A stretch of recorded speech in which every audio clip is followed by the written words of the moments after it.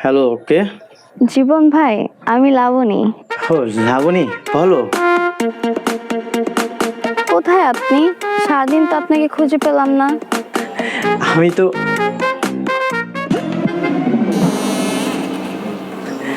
আমি আছি বাড়ির ভিতরে। আমি বুঝতে পারতেছি আপনার মনের কষ্ট। দুই বউ বিয়ে করে খুব বিপদে আছেন, তাই না? খুবই বিপদের মধ্যে আছি।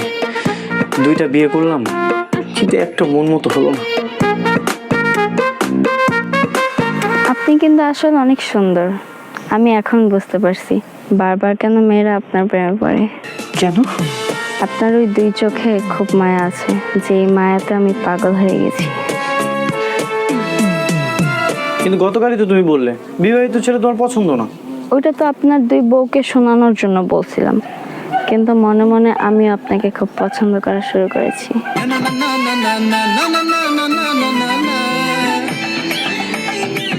সত্যি তুমি আমাকে পছন্দ করো? কেন, আপনি আমাকে পছন্দ করেন না?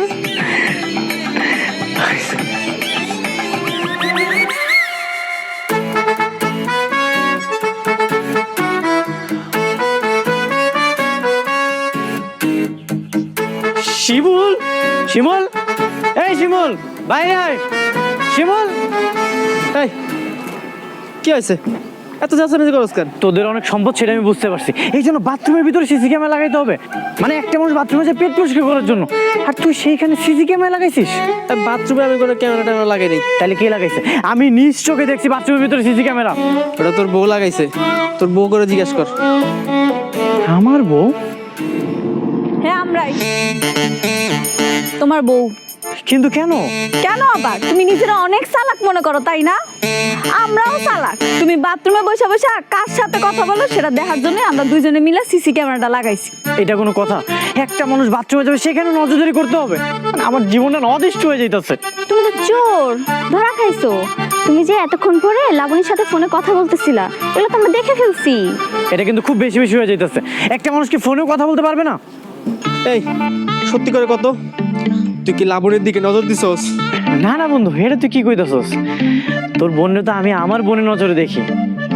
আর এই যে বউ, তোমাদের দুইজনকে বলতেছি, তোমরা ভুলে যাও না তোমরা যে আমার বউ। আমি কি করবো না করবো সেটা একান্ত আমার ব্যক্তিগত ব্যাপার। তোমরা যদি কোনো উল্টাপাল্টা করো তাহলে কিন্তু বিষয়টা ভালো হবে না। কেন, কি করবা শুনি? একদম বেশি তিরিং বিরিং করো না। তিরিং বিরিং করলে না ঘুমের ভিতরে গলার টিপ মাইরা ফেলাম।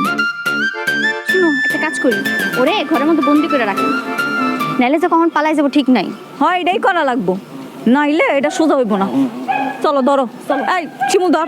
আরে আরে তোমরা কি করতেছো? তুই আরে বিষয়টা কিন্তু ভালো হবে না। আরে আরে কই নিয়ে যেতেছো?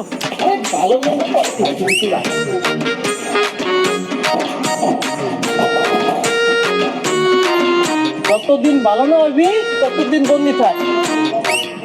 এই নাও চাবিটা তোমার কাছে রাখো।